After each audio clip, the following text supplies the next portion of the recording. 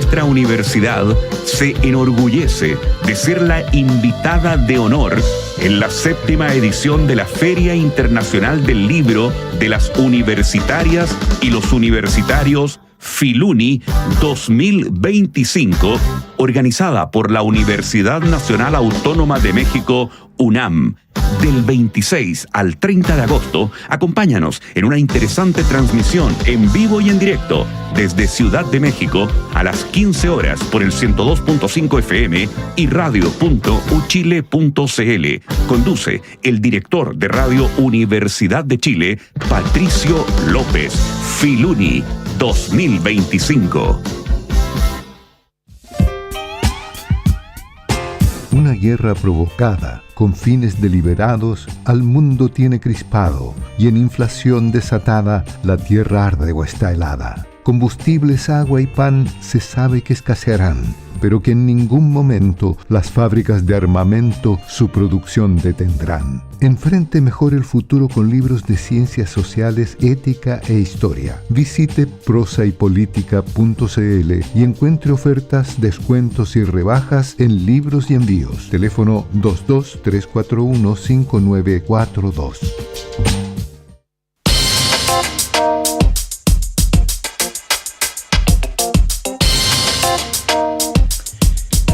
Y estamos ya de vuelta en Política en Vivo y vamos a tener el gusto de compartir esta segunda parte de nuestro programa con el doctor en Ciencias Políticas, académico de nuestro Instituto de Estudios Internacionales de la Universidad de Chile, por cierto, Miguel Ángel López. Miguel Ángel, bienvenido, muchas gracias por la gentileza de aceptar esta conversación. Muy buenas tardes.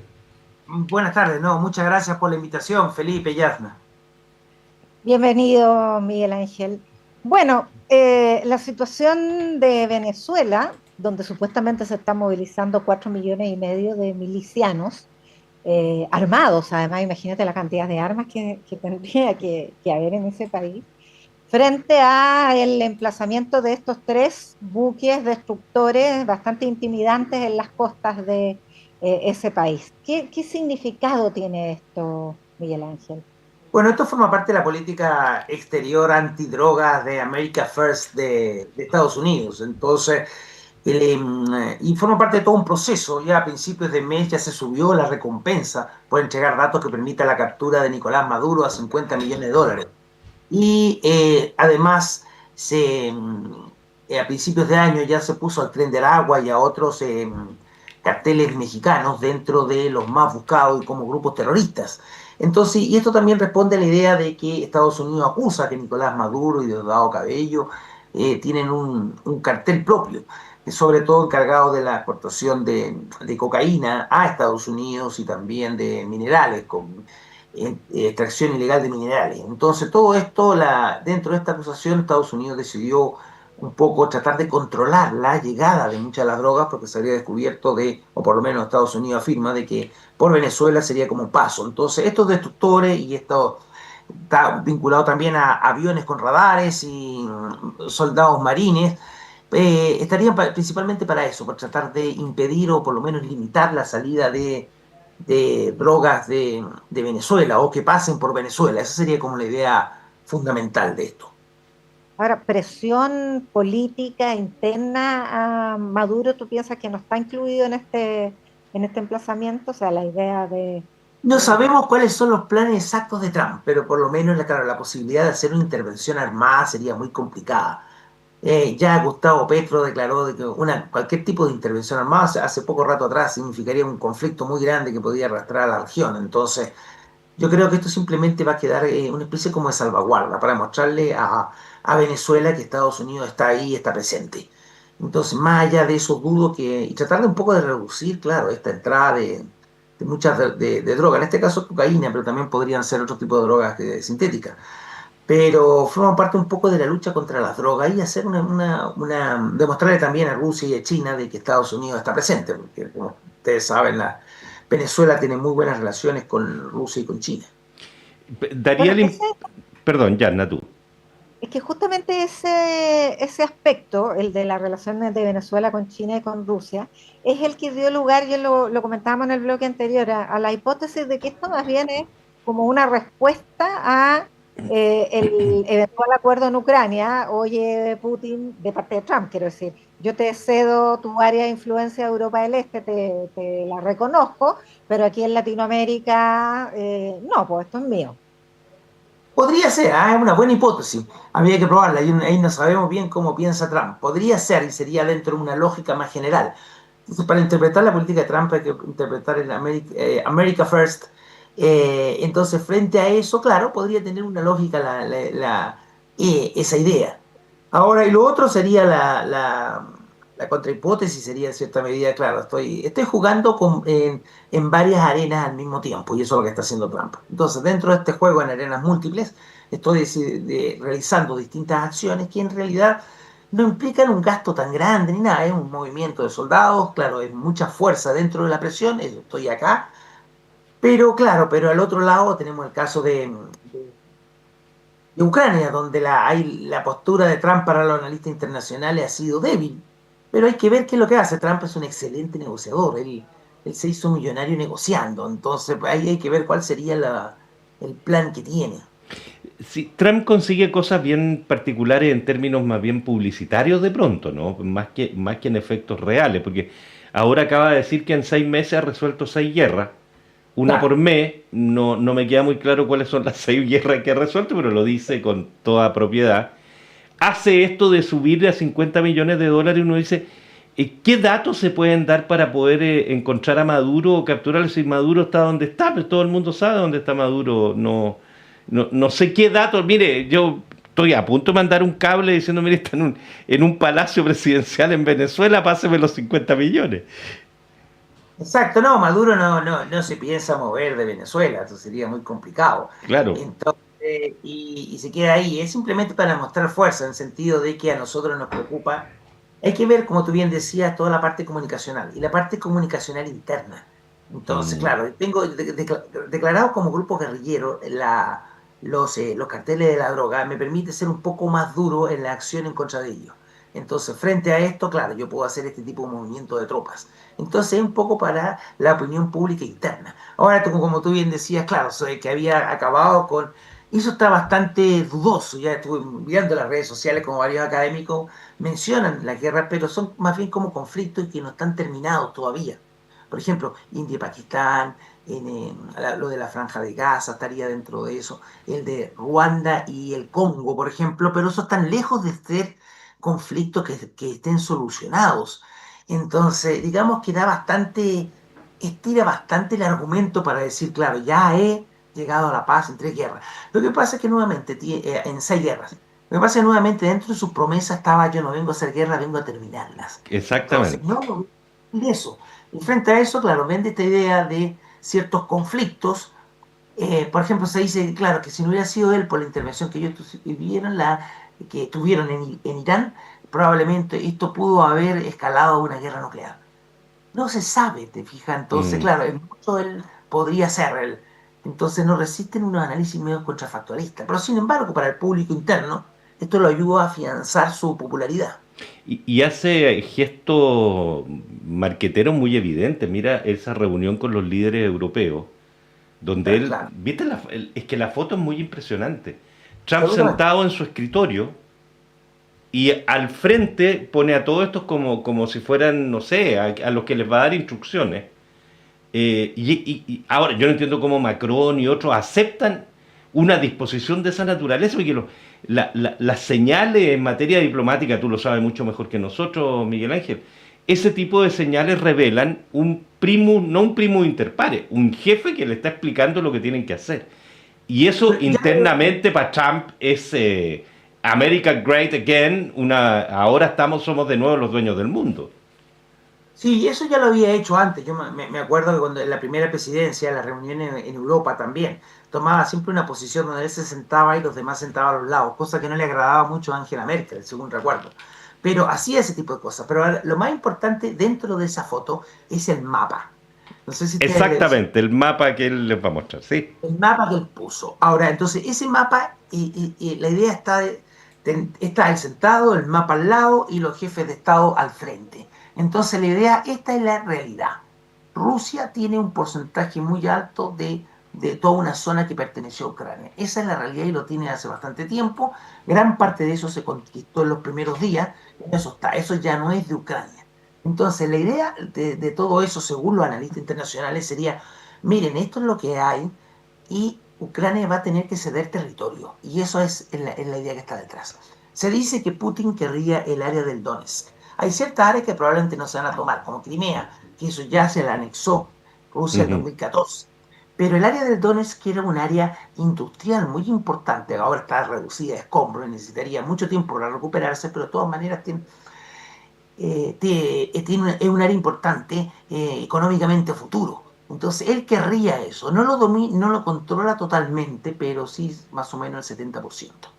Entonces ahí está el conflicto del mapa ese. Entonces la idea que está, como ustedes saben, en periodismo hay el mensaje de nota y el mensaje con nota.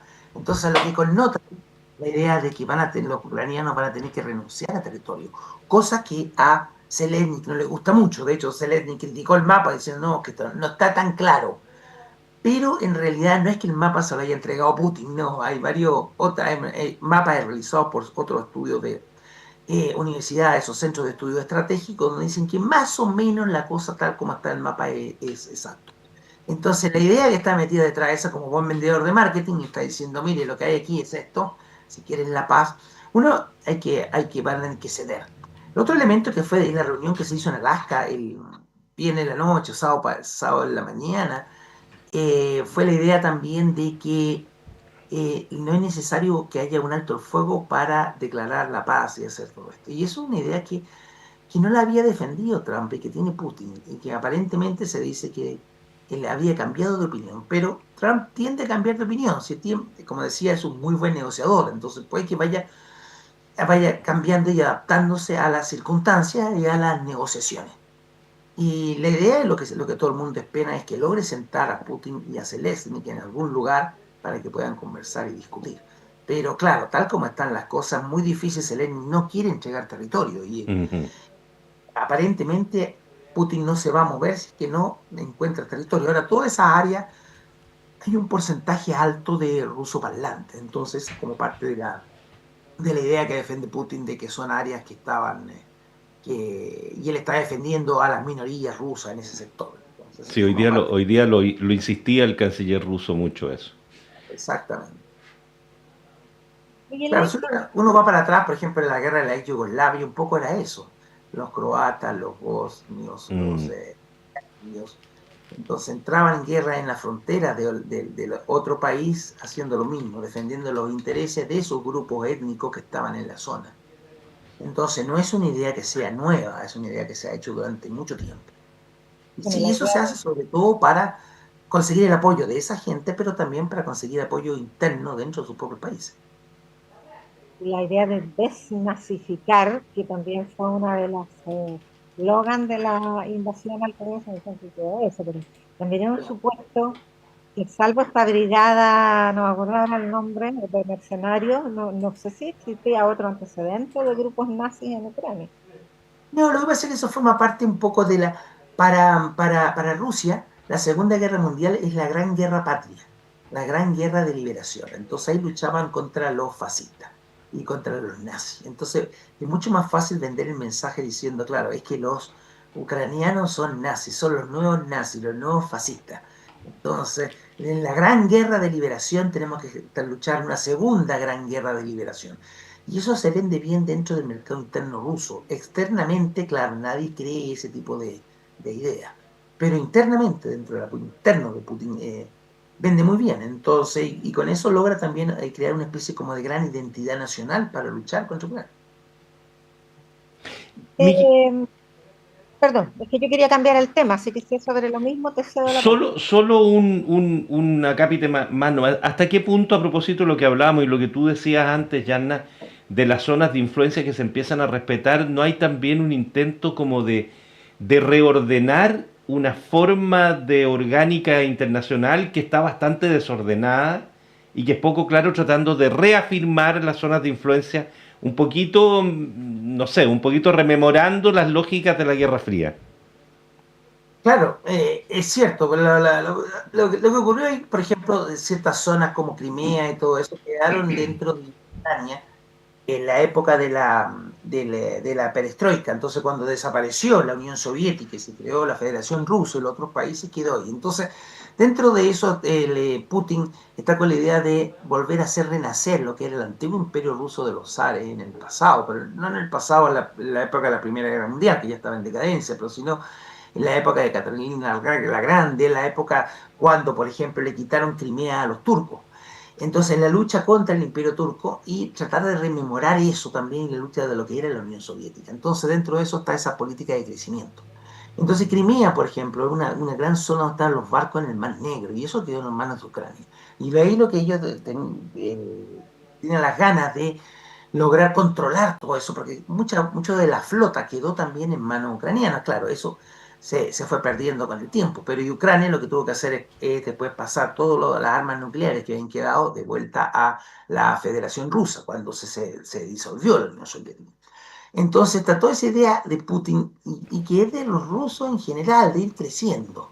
Y no la tienen muchos, varios países que han crecido en el tiempo, los turcos, por ejemplo, también. Entonces hay esa idea de la conformación de la nación.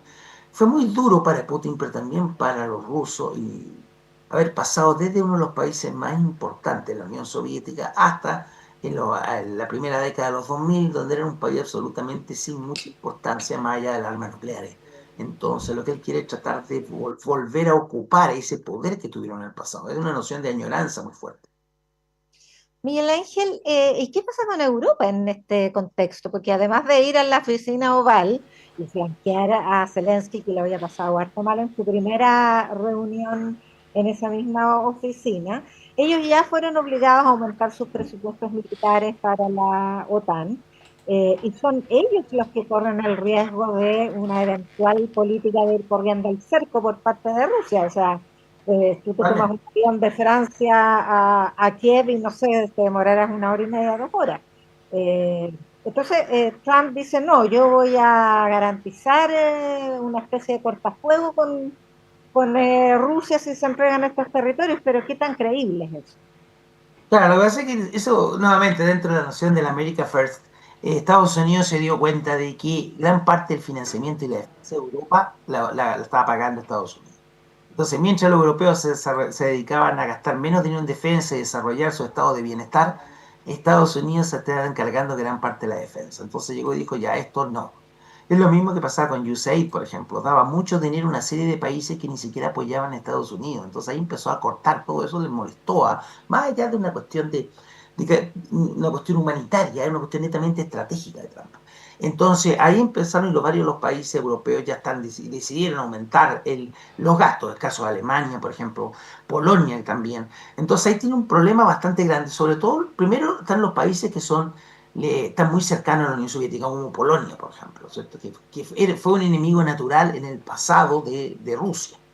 Después los países bálticos, que fueron parte de la Unión Soviética, empezaron a ser libres entre la Primera y la Segunda Guerra Mundial, pero luego formaron parte de la Unión Soviética. Moldovia, que también está muy cerca de Ucrania, que probablemente si es que invadieran Ucrania, después habían seguido Moldovia. Y Rumania, que está a frontera con Moldavia. Entonces, es muy complicado. Entonces, esos países están muy preocupados por y la noción de defensa. Y luego los otros países también, claro, como Macron, por ejemplo, Keir Starmer, todos le han dado un apoyo muy fuerte a Zelensky. Entonces, cada vez que Estados Unidos se aleja un poco de Zelensky, Europa siempre está manifestándole su apoyo, principalmente por eso. Entonces, hay un proceso de armamento, pero sobre todo un proceso de ir mejorando las capacidades. Entonces, y eso cosa, el ejército alemán, por ejemplo, no sé, no, prácticamente era muy insignificante y ahora ha tenido que empezar a gastar para desarrollando. Y también la mejora de infraestructura, pues los rusos pueden avanzar muy rápido y creo que hay una sola carretera que ni siquiera puede pasar tanque. Entonces, ¿de qué sirve gran parte de la fuerza que estén acumulando la Unión Europea si en realidad no tienen una fuerza tarea rápida para llegar a distintas partes? Bueno, todos los países tienen una fuerza tarea rápida, pero son reducidos. Pero frente a un ataque en gran escala.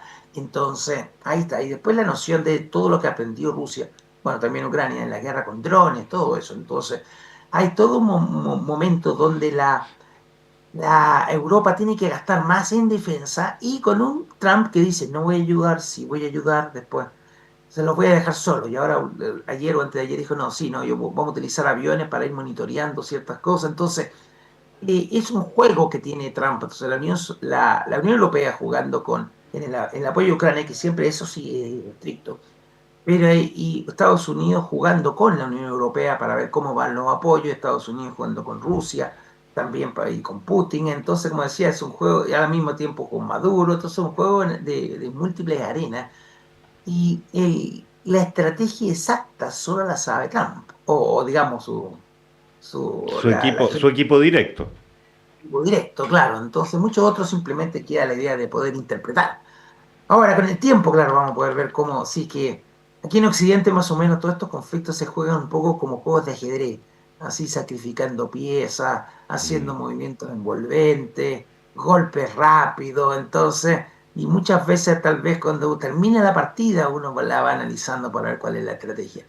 Se puede analizar sobre la marcha, pero eso lo hacen ya gente muy especialista, pero a diferencia de un tablero de ajedrez no tenemos toda la información, por eso es muy difícil lograr predecir cuáles son los próximos movimientos de Trump y de Putin, para qué decir. Nos quedan todavía unos minutitos, Miguel Ángel, y sin duda tenemos que volver sobre Gaza, que es un dolor en realidad tener que volver, pero lo que tenemos claro por el momento desde Israel viene una nueva embestida para el control total, algo ya avanzaba ya en la primera etapa, en la primera parte del programa, 60.000 reservistas que se ponen en acción, en fin, con la No, pero definición. yo me refería al asentamiento este Sí, de... sí, sí, sí, sí, ya lo sé. No, no te digo, pero aparte de eso viene esta etapa en que dicen, vamos, queremos asumir el control definitivo, vamos en esa dirección, se llama 60.000 reservistas, cuestión que parece que ha provocado resistencia interna en Israel, etcétera, y una cuestión de nunca terminar y de una tragedia que la verdad uno mira con estupor que no tiene salida verdaderamente. No, exactamente, y no es Israel, es Netanyahu y su gente. Entonces, hay, como tú De bien acuerdo. decías, hay una muy fuerte rechazo dentro, por ejemplo, intelectuales, gente de izquierda, los del Partido Laborista, que es un partido de naturaleza socialdemócrata, podríamos decir, dentro de Israel, los intelectuales también, frente a todo este tipo de movidas. Entonces, claro, la gente, los partidos más ortodoxos están un poco tratando con esto, pero es muy complejo, ¿cómo controlar todo el territorio? Entonces, es difícil determinar cuál es la estrategia, porque los israelitas, a diferencia de que Trump menciona cosas, hacen cosas sin que se ve, sin mucha prensa. Entonces van avanzando y mientras tanto están destruyendo algunos lugares ahora o están incorporando más, ¿cómo se llama? Enviando settles, ¿cómo se colonos a cierta zona, etcétera. Entonces, pero es muy difícil, yo creo que Israel sabe, Netanyahu sabe que es muy difícil controlar eso, o sea, y además que ahora Trump no se ha manifestado mucho a eso en este momento. Está mucho más centrado en lo de Venezuela, más centrado en lo de Ucrania, que por un tiempo lo dejó de lado. Ahora no sabemos, porque así como hubo un tiempo que Trump estuvo muy centrado en Israel y la franja de Gaza y dejó un poco al caso de Rusia-Ucrania, ahora está al revés. Entonces es muy difícil saber qué es lo que va a ocurrir. Uno podría pensar, lo más probable es que Netanyahu termine cayendo por la pérdida de apoyo popular interno. Pero es muy difícil, porque se está ganando la guerra y mientras estén todavía una serie de israelitas que fueron capturados hace 2 años en esta incursión de Hamas dentro del territorio israelita, es muy difícil que tener el apoyo de la gente que diga, ya basta. ¿Cierto? Ahora, lo que sí ha estado llamando las muertes de niños y de gente por las hambrunas, por la incapacidad de llegada de apoyo. Entonces, ahí lo que se está negociando es de a poquitito. Ya se está convenciendo a Netanyahu para que vuelva a dejar entrar alimentos en mayor cantidad, por ejemplo, para mantener vivo a una serie de niños, porque los niños han muerto, hay muchos niños que están muriendo jóvenes, etcétera. Entonces, todo eso está llegando a la prensa internacional. Entonces, si bien ya la guerra y esto está terminando de dar vuelta un poco la balanza en contra porque está permitiendo que mueran. Entonces ya están empezando muchos actores a decir que está desarrollando una especie de genocidio por parte de los israelitas, y con la historia que Israel tiene, probablemente trate de parar eso. Ujú. Pero si Trump es difícil de predecir, Netanyahu también. Pero Netanyahu es más claro que lo único que quiere es avanzar y avanzar, pero hay que ver cómo se están dando las condiciones. Yo creo que si Estados Unidos le quita un poco el apoyo, probable que... Lo otro es, dentro de los acuerdos de paz, es que jamás entregue de una vez a los rehenes que todavía tiene. Entonces, gran parte de esto y de las negociaciones que se han estado realizando, hasta que se hizo ahí en la zona del Golfo Pérsico, están vinculados a eso. Miguel Ángel López, cientista político, doctor en ciencias políticas, académico de nuestro Instituto de Estudios Internacionales, de nuestra Universidad de Chile. Como siempre, un agrado, Miguel Ángel. Muchas gracias por tu gentileza. Gracias. Un gusto. Gracias, hasta luego. Chao, Miguel Ángel, gracias. Chao. Ya, pues nos vamos, Tania González y Fernando Sepúlveda han estado en la producción periodística, Patricio Núñez y Ariel Acevedo en la puesta al aire. Te tengo una invitación, Yanna, antes de irnos. A ver. Nos vamos a la sala máster. La banda chilena Alameda celebra los 20 años de su álbum debut, así que para allá nos vamos, no te lo pierdas, lo puedes sintonizar de inmediato. Ya pues, hasta mañana. Hasta mañana.